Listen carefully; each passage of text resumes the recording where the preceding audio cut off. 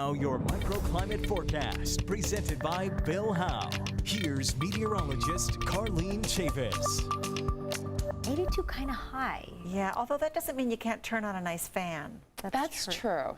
Because when the temperature's lower at night, if you have a fan near the window, that can make a difference. Blow in some of that cooler air. Especially when the recommended temperature is 82, but our temperatures outside right now are in the 60s. Even that. Get some of that natural AC going at night. Oh, Mother Nature supplying it for us. So we have temperatures right now for the mountains all the way to the coast in the 60s, still holding on to some heat in the desert. Over the next couple of days, we'll have temperatures warming up, even for the overnight lows, but we're still going to be a little bit more on the comfortable side as we go into the second half of the week. We just have to get over Wednesday. That's when we're expecting most of the heat.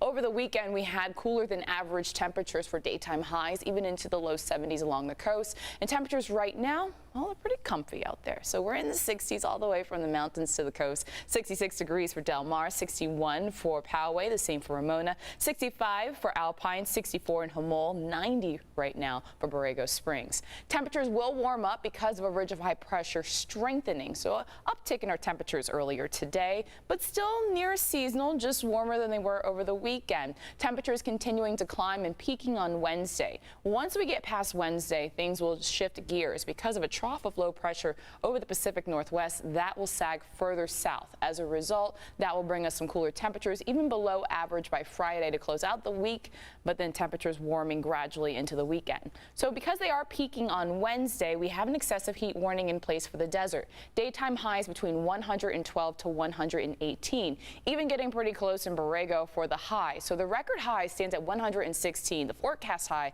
is 115 for Wednesday. So temperatures warming up and peaking on that day and then backing off as we close out the work week. But then we're also going to be talking about added humidity.